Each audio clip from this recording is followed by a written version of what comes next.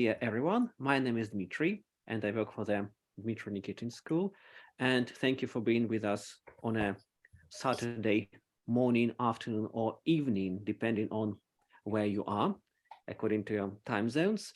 And today is an important day to all of us and to me personally, because today we are having a talk by a very interesting person, a very influential person in the world of English language teaching, Vera Bobkova. Vera, thank you for being with us today. Before we begin, and I know you're here not to listen to me, but to listen to Vera's talk, I'll go through some housekeeping, and we prepared some information about Vera. Vera is known as a freelance teacher and methodologist, and she is a proud holder of Delta Module 1 and Delta Module 2, which is Practical 1 certificates, as well as CPE certificate. And I know Vera from her experience of working with many, with some private schools in Moscow, but I was surprised to know that she also worked for private school in the United States of America and in the United Kingdom of Great Britain and Northern Ireland. And Vera also is a presenter at many conferences, but in her biography, I see that she specified especially conferences like IATEFL, Trendy English, and YARConf, at which Vera gave a plenary talk last year, which she is about to repeat now because it wasn't recorded properly, and because we love you a lot and want to share a great talk one more time. And I think one day we may share an interesting fact why it wasn't recorded properly. We may write a story together about it in the best traditions of CPE writing, part 2. So Vera also was a teacher trainer for the British Council, and I think this is the moment when I met Vera and learned what a wonderful trainer she was, and she worked in various parts of Russia.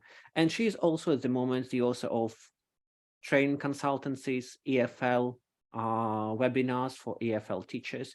And Vera also specifies in her biography that she's a cat lover, and she's looking after environment quite a lot. And I also know Vera for her environmental posts on social media. So we mentioned briefly YARConf, where Vera gave a wonderful closing plenary talk last year. This is seriously one of the best talks I've ever seen I ever visited in my life, and you're about to enjoy the talk. Now I'm establishing high expectations, Vera, right?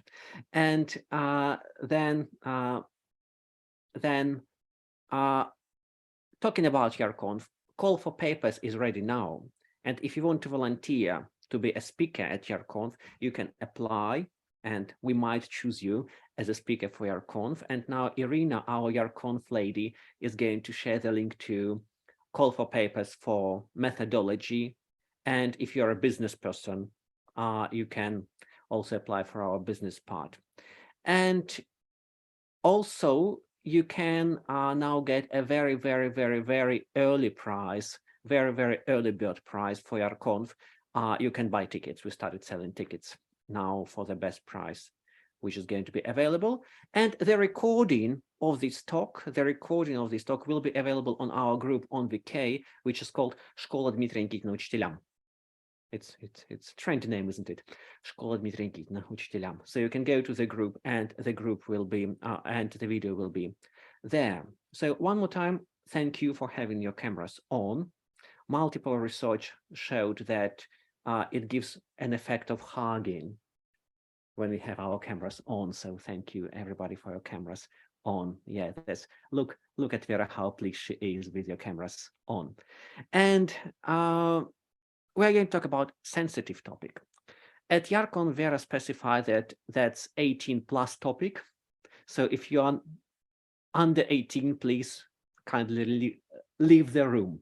But Vera is going to talk about it. It still is, yeah. It still is, but that's kind of proper 18+, not wild 18+, proper 18+. And Vera is going to share her research and some practical findings she generated during the research on sensitive topics, how to deal with sensitive topics in our English language teaching context. So without further ado, I'd love to give the floor to Vera Bobkova. Thank you.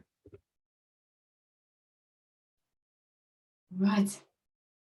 Hi, everyone.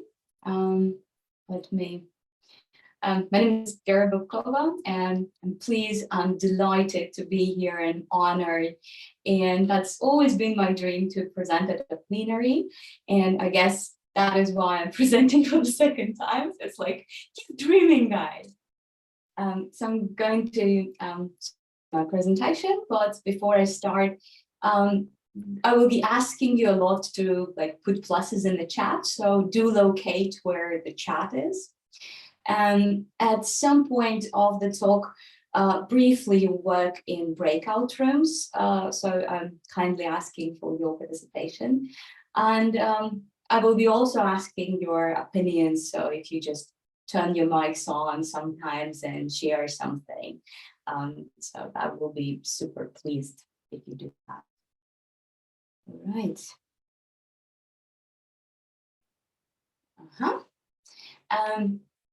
And as Dmitry nicely introduced me, I can easily skip this part. Yeah, what's going on? A second.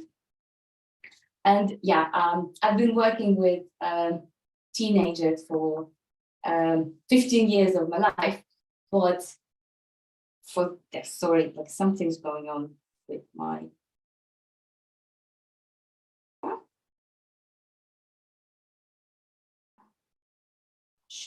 Sorry about that. So yeah, yeah. So people under 18 are kindly asked to leave the classroom. Yeah. So it's not going to be hard. Yeah. Let's go. Dmitry, thank you very much for the proper introduction, and I'll just briefly mention that the fact that I'm most proud of myself is that I inspired over 1,000 people to recycle, and I found home for 31 stray cats.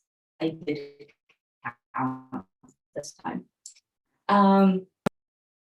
And it's been my dream to present a plenary, but what is in this talk for you? So number one, I'm going to talk about those, weird questions that ask our community, very inappropriate questions. That's number one. And number two is, we'll talk about situations when a teacher sometimes really want to approach a sensitive topic, but they don't know how. So we are going to talk about that. And here's a brief plan. So we'll define the sensitive topics, like what are they? We'll talk about pros and cons of discussing them. And then, as I mentioned, how to avoid those inappropriate and something that we don't want to talk about, how to approach. All right, let's go. When I was conducting my research among 100 Russian teachers all over Russia, several colleagues came to me and said, Vera, what do you mean by sensitive? Like, what is sensitive?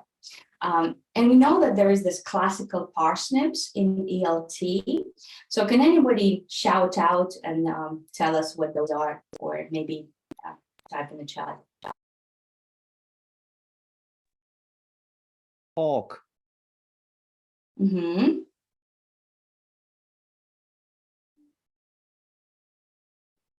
Okay, we have some stuff in the chat. Somebody. Things in the chat is alcohol, sex, politics, money, religion. Thank you. Okay, looks like you were aware drugs. of those. And here they are. Can you please put a plus in the chat if you've ever talked about them in real life?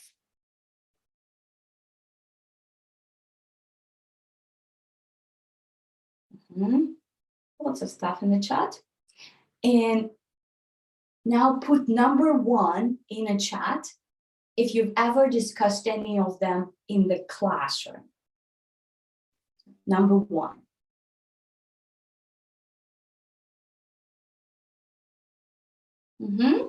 Still something, yeah. When I was delivering this talk in a huge room, we still had like everybody raising their hands. The book authors do not usually include this topic in the published materials, but as we see, in reality, we do approach those topics. But still, you know, this is the classical sensitive topic list.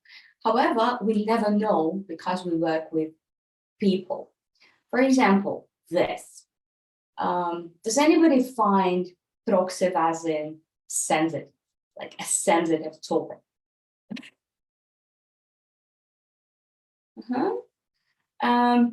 You know, when I was talking in like in a huge class, in a huge hall, nobody said that was a sensitive topic for them, but it is for me. Let me tell you a story.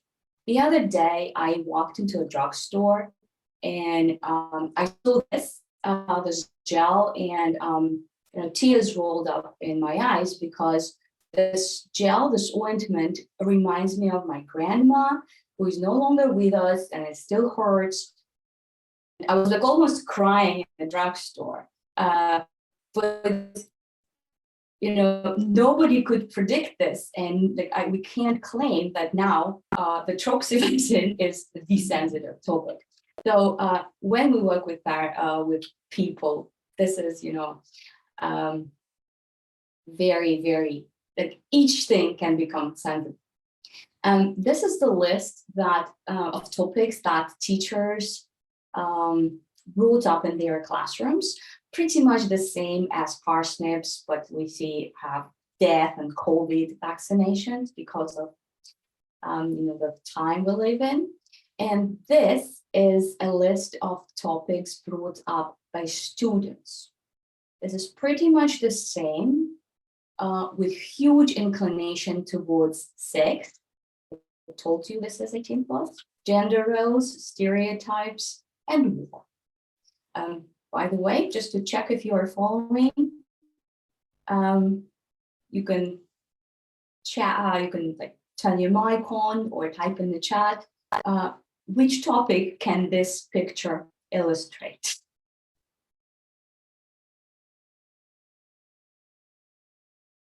Irina, for some reason, I can't see the chat. I mean, yeah, I see.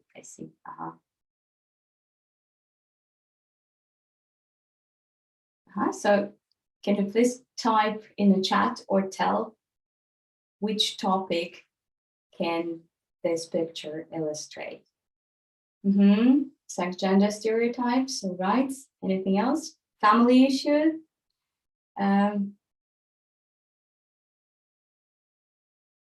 Gender stereotypes.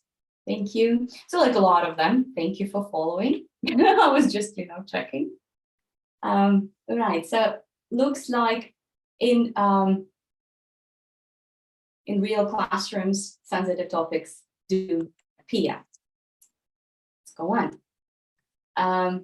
I'll tell you my story just to have a good laugh. I was teaching in the United States. I was teaching Russian at college, and I was teaching analogies. And I wanted my students to continue the phrase, and I said, "Большой как," and they were laughing strangely at me. And then I repeated, I was like, "Please continue the phrase, большой как," but all my American students heard was big cock. And that was an inconvenient situation. And then I switched to English and was like, "Please continue the phrase big ass." And we laughed even more because it sounded like big arse. And here we were like in this situation, and the students started asking different sex-related questions. And I had this choice whether to open this can of worms and go there and start talking about 18+ stuff, or avoid such questions like the plague and say like, okay, can we just stay on the topic?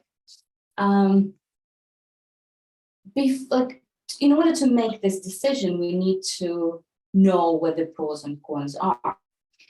And let us briefly go through reasons for. And can anybody turn their mic on and tell me just one reason to discuss sensitive topics in class? Well, we should be able to do it because, as you mentioned previously, we do that in real life, and we can do it in any language. Thank you, Masha. I have a list, but this is not all of them, yeah. So they carry high motivational value. A lot of times the learners are more eager to talk about something hot. They provoke in-depth conversations. They create memorable and novel lessons. Like if you ask your learners what they remember from last year, they probably won't remember your present perfect presentation. I'm sorry, guys. They resemble real life, as Masha mentioned, and teach about the world, like this general knowledge thing. There are, and they do develop critical thinking. There are, of course, reasons against. Anyone shout it out with their mics on? It's going to be a reason for a good fight in a class. I think that's number one in my list. Yeah, cause tensions. Thank you, Natasha. Yeah, you never know what your students believe in. Any more reasons against? And actually, the teacher can project his or her own insecurities on students. Right. Or impose beliefs like. Thank you so much. I can't see who is talking, but thank you. Yep. Some of them are illegal nowadays, Vera. Sorry? Some of the topics are illegal to talk about nowadays. Yeah, and I think this is also on my list. Number 2 could be illegal. Yeah, welcome to Russia. We have to keep this in mind. They might be disapproved by parents, and I have a story shared by a colleague.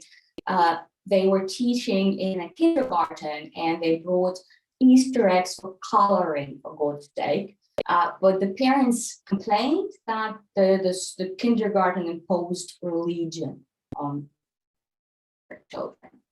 So then students might not have the language or the guts to tell you that they are uncomfortable.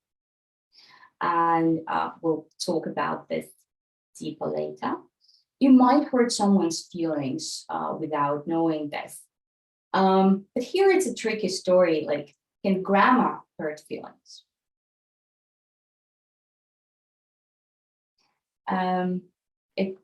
Yes or no, like if you are like punishing for this, definitely that can be hurtful. But I also have a story here. A colleague shared that, like, a classroom situation. The colleague goes into the class and said, okay, kids, today we're going to talk about grammar.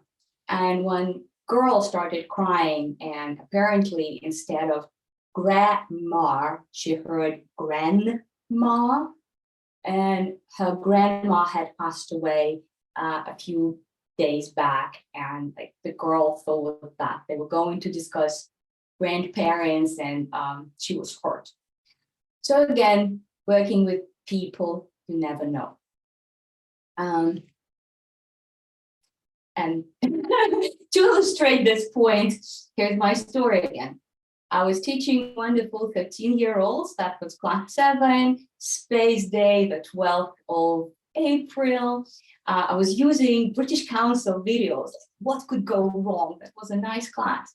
And one of those videos, only one, like I stress this, we watched like 4. One of them told about using toilet in space for astronauts.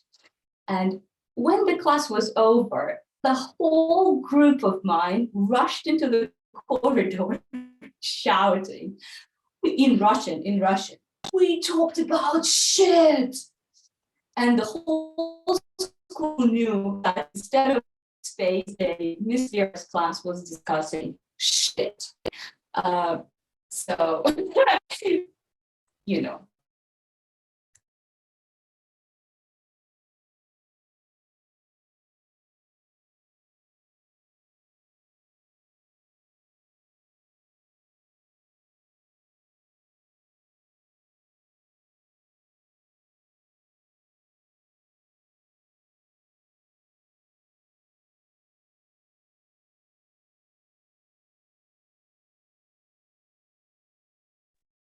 Is it just me or Vera just disappeared?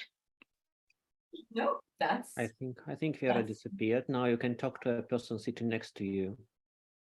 Talk about the weather in your region. No, I should be back, right? I think You're back. Yes, now it's okay, Vera. We can hear quite well. I think this talk has a curse or something. All right. Zoom is very sensitive too. And it's part of our job to learn and to teach our students to say no to inappropriate questions. Can you please type in the chat?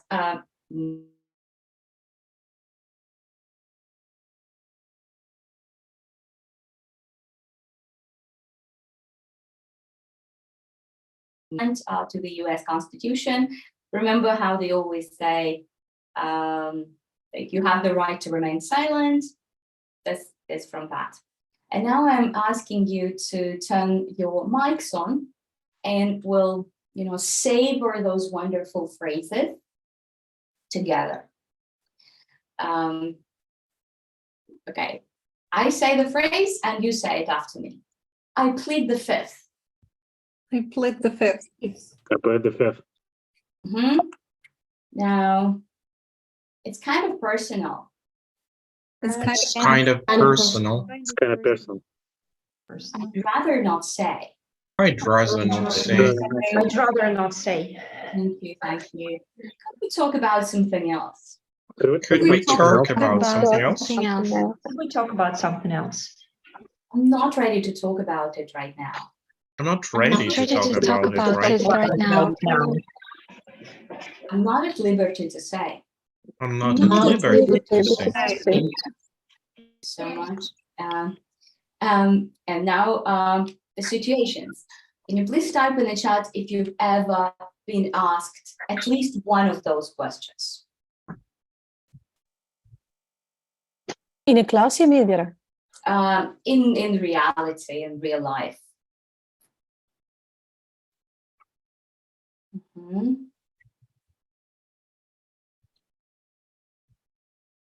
Okay, at least one. Money questions, all right. Some of my friends get asked when they are going to have a cat since they met. It's not a child, but a cat, surprisingly, but still annoying. And we have a winner. Igor says that he's been asked all of them. So anyone else who has been asked all of these questions? With one exception, though, I don't remember whether I was asked if I'm gay. Well, we can ask you now. So to like tickle. But there is no such question, Igor. There is a different question. Do you have gay friends? I am sensitive, yeah. I added this one. All right. And now this is the time when we go to breakout rooms for a little while. This is what we are going to do. You'll talk to people in your mini group. One person asks a question from the list, like the inappropriate question, and the other people reply with one of the phrases. And if you guys really want to share, like the last time you had sex, please don't. This is practice now. We are practicing refusing questions. So So choose one of this. And I'll do my best to share my screen to all the groups, but to be on the same safe side, could you please like take a picture or a screenshot?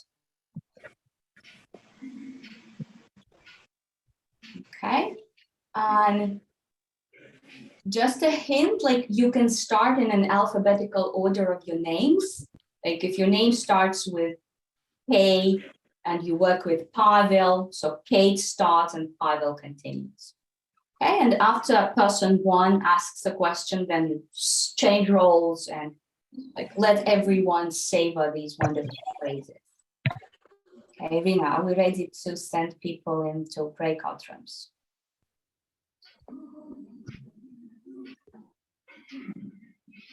How adventurous it is, Vera.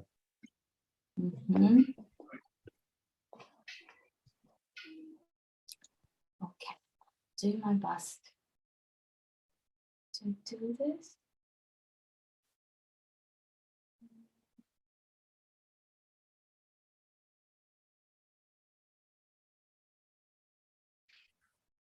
Here, so somebody turn their mics on and I will be asking you inappropriate questions.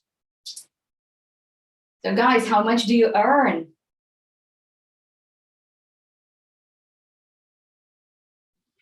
I plead the fifth. Thank you. How much do you earn? Sorry? How much do you earn, Masha? I'm not ready to talk about it right now. Yeah. All right, you got it. And I do believe that we as people should be able to use those phrases in order not to talk about something sensitive. And it's part of our job to teach our learners to reply like this, so that if you start something uncomfortable, they will be able to say no. And sometimes the teachers go ahead with a sensitive topic because of this belief, like who else if not me? They do believe that if people share their deepest secrets with them, they kind of have to talk about everything. But I strongly believe that a teacher and a therapist are different jobs that require different qualifications and years of training. So I just want you to remember that we don't have to talk about everything in class. And this is my example with the 24th of February. As a teacher, I realized I wasn't able to talk about this in class, and I wasn't ready to polar opposite opinions and to all the feelings of the adult students of mine. And I made a choice not to talk about the situation in class, not in life, but in class. And I did get polar opposite reactions from, thank you, this is the only place I don't have to discuss that, to, I'm sorry, I can't pretend nothing is happening, I'd rather leave. And I did lose a student, but I still believe that as a teacher, I still have a choice to choose the topics. And, if you are uncomfortable to talk about death or gender issues, this is up to you to decide. And what if you are ready? You are ready to take a leap of faith and talk about such subjects. There are still things to consider. One is it in accordance with school policy? Is it age appropriate, for God's sake? Can you be unbiased? And some of you mentioned this in the beginning, so the teacher can project their own beliefs. And this is important to see both sides of the coin. And another thing to keep in mind, are you ready to accept your students' opinions? Like imagine this, have this lovely student, Mike, who you kind of fancy, and then he says that the only role of a woman is to give birth to children and cook. Will you be able to continue having him as a student for one more year? And a colleague of ours shared her story that one student of hers shared that he thinks that it's fine to kill people if they do something wrong. and she says that she couldn't continue having classes with this person anymore. And another thing, do you have facts or just opinions? And while teaching, that's important to rely on facts. If you are ready to talk about sensitive topics, you don't have to prepare everything from scratch. There are books, for example, the first two are legally free to download. And in the resource pack that you get after this talk, there will be links to those books. Taboos and Issues is open for purchase. It's also a very nice book. You can just use it and go. However, if you are preparing from scratch, this is like a very rough preparation plan. So you need to ask parents' permission if you're working with kids. Like, it's okay to ask parents if they're fine with you talking about stuff like that. You can warn about the topic and learn from my mistakes. Last year, I was discussing Down syndrome with my adult groups, and I saw that fear and uneasiness in the eyes of my students at first. It was a nice class and was very kind, and they opened up by the end of the lesson. But I regret not having warned about the topic. Do find materials that represent different approaches to the issues, like videos, texts. That's a good idea to ask your foreign friends to record something.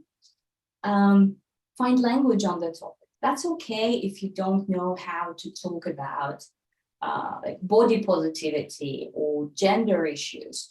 Like, nobody taught us this, so that's fine to tell to your students and accept that, well, come on, I don't know this vocab.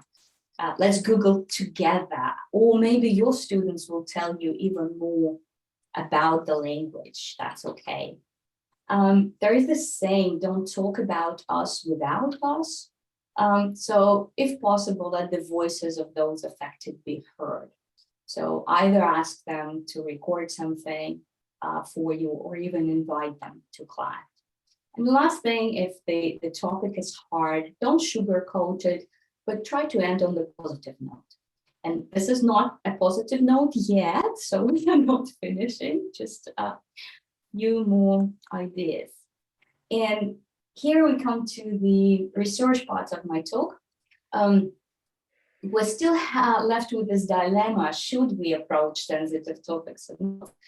And I talked to 100 students or teachers all over Russia, and this is what I found out. Apparently, 93% of them did talk about sensitive topics in class. So like, they do appear, if we want this or not. 73% have started this conversation themselves.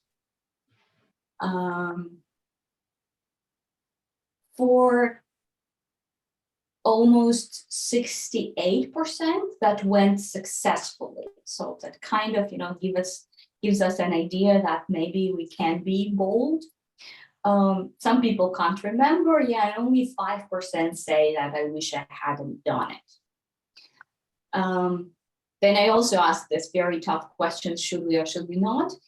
And you see that 64% chose yes, and for 31% that was hard to say. And it is hard to say, but still. And from my own experience, and I'm a huge fan of bringing sensitive topics up in my classroom. Vera, thank you for bringing this up. Now I know more, and I've never thought about this. But once I got this, like, Vera, why did we read this disgusting and terrible story? I'm furious with you. And that's part and parcel of working with people. People do have the right to feel what they feel. And we just have to know how to accept this and embrace this and deal with this. And now I'll finish on a positive note with telling one more story. This is Yulia Borovikova. She's one of our colleagues from Murmansk. She teaches English and she's not afraid of bringing different sensitive topics in her class. And from her childhood, she suffered this genetic disease called alopecia. That means genetic hair loss. And in this picture, she's wearing a wig. And this is also her. She wasn't afraid to take the wig down and scare the kids off with the sight of a bald teacher. On the contrary, she took the wig off and talked with the children about body stereotypes, beauty stereotypes, and the fact that a woman does not have to have certain hair length or body shape to be considered beautiful. And all she got was appreciation and admiration from her students, and especially their moms. And I want to finish with a quote of my favorite female poem writer, Maya Angelou. She says that I learned that whenever I decide something with an open heart, I usually make the right decision. How about we approach sensitive topics with an open heart? Chances are we'll have a good class. That's all from me for today. Thank you very much for bearing the technological issues and for staying here on Sunday evening, morning, or afternoon.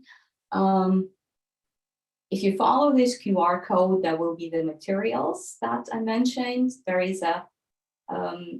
are the links to the books and full information about the survey I had. And on the top link, there are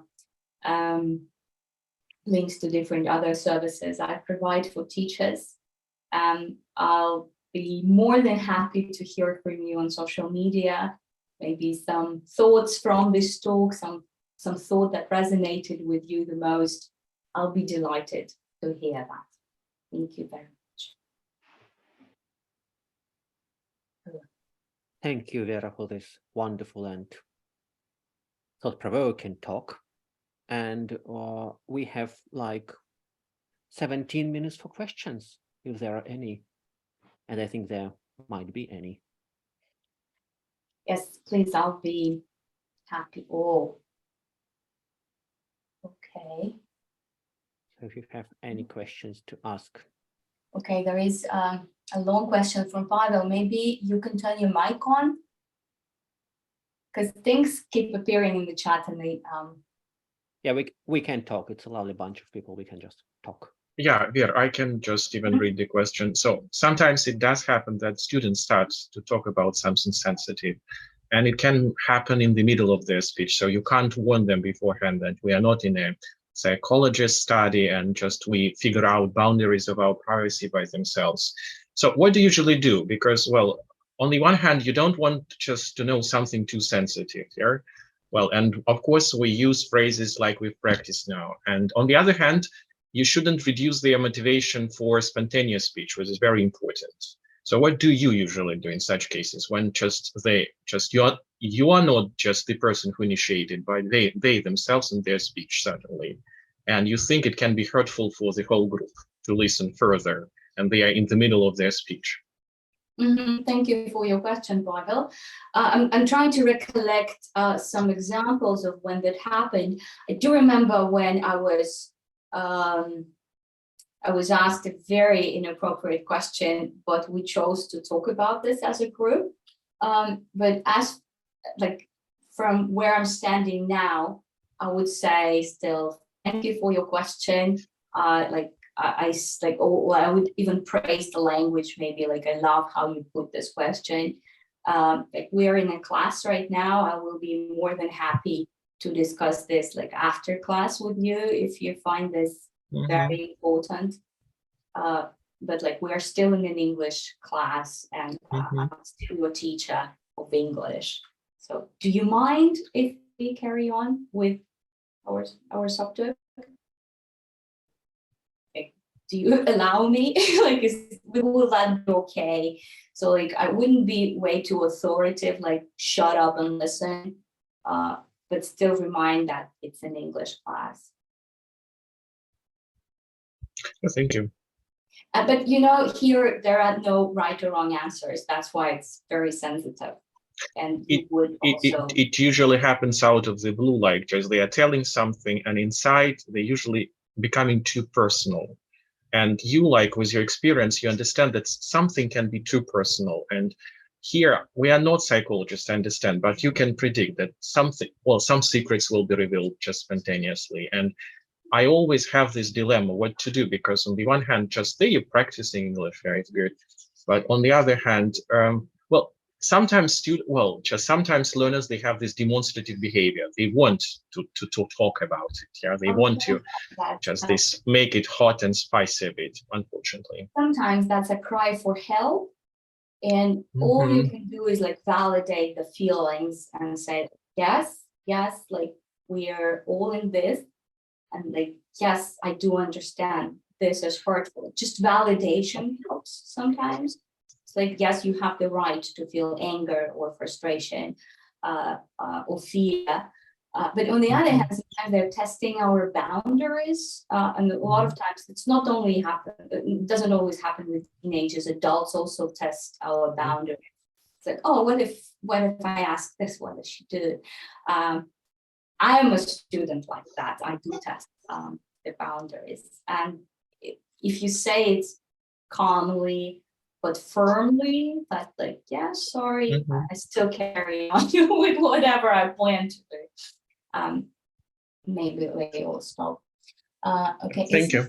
Thank you for the questions. It's safer to do online, especially if the learners are from different places and won't meet in person. If you specify a little bit, like, I don't know if it's safer. You can hurt a person online as well.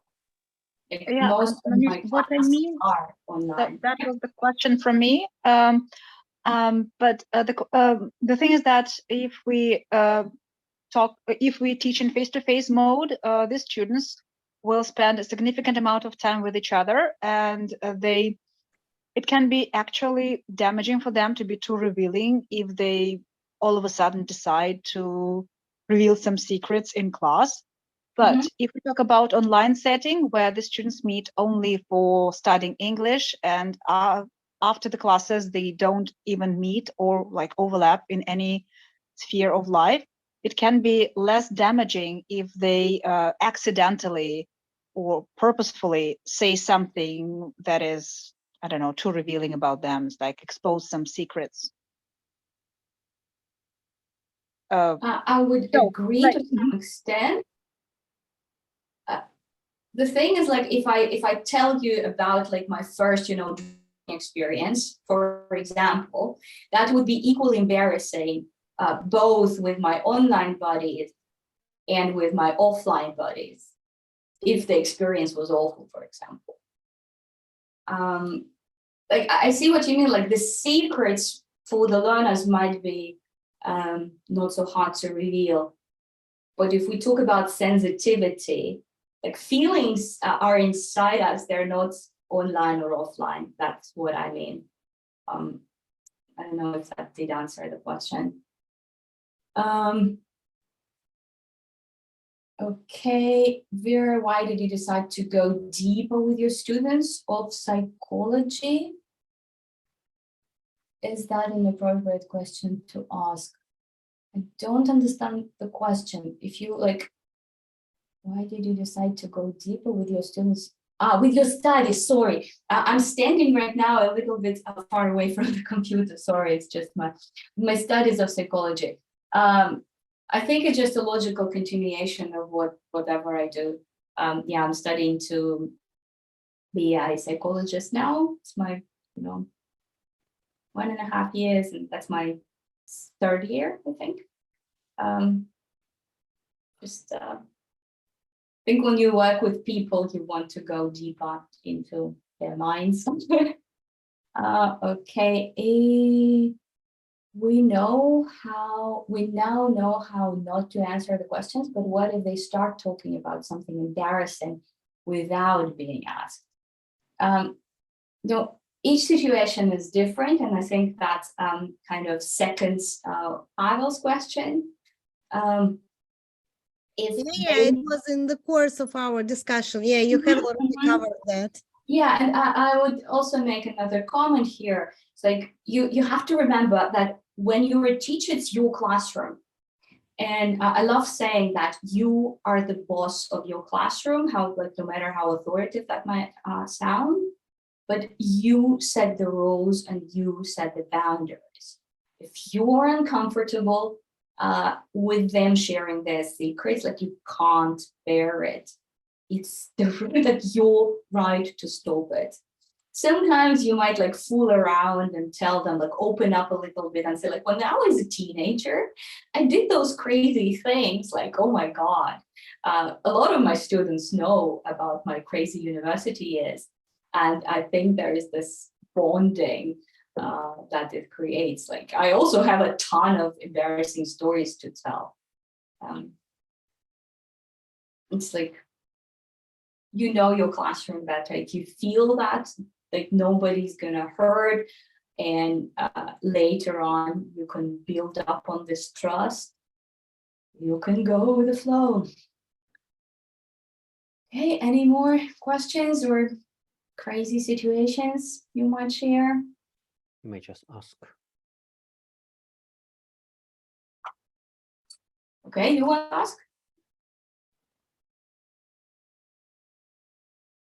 Any questions? One last question. So, if you want to know even more about Vera Bobkova, you can follow all the links which have just appeared in our chat. And Vera, thank you so much for being with us today. We can imagine how hectic your life is, and we are touching wood that the preparation of this talk will be. Oh, how many do you have, Vera? I have 3 at the moment, so no talk of mine can't go without a cat. It's an offensive, sensitive question, but is it a boy or a girl? That's King Mars, that's a boy. It's a boy. He has a boy's face. Okay, enjoy your Sunday, everyone. Thank you. Thank you. Thank you for being with us today. Thank you, Vera, one more time. Thank you, Irina, for organizing it. And thank you, dear participants, for your time. Again, we know how hectic your lives are because you are English teachers. And one more time, you are very much welcome to visit us in Yaroslavl in August at YARConf, and Irina will share the link now. Perhaps you can become either speaker or participant or a bit of both. And Yaroslavl is beautiful in the August. Vera, are you going to be in Yaroslavl in August? In August, oh, you get it. Hopefully, yes, hopefully. Yeah, we hope so. August, not autumn, right? Yes, in August. Okay. Okay, there are so many stories about Yaroslavl. There are so many stories. One of them that there is a magic credit card which appears in some participants' wallets. And this is just a virtual magic card, appears in Yaroslavl at the days of YARConf only, and it somehow mysteriously connects to your credit or debit card, and there is always 30,000 rubles on your credit card or debit card for 2 days of YARConf, and this amount of money never disappears. You just spend 30,000 rubles and you have 30,000 rubles back. Can you imagine? A lot of people experienced it. For 5 years, it's going on in Yaroslavl during YARConf. That's one of our legends. We have that's true. I know this true because I had this card last year. So come to and they multiply then, huh? Where the magic happens, Igor. YARConf, where the magic happens. Making the magic happen. Thank you very much. Should we say goodbye now? Happy Sunday. Bye. Might as well. Bye.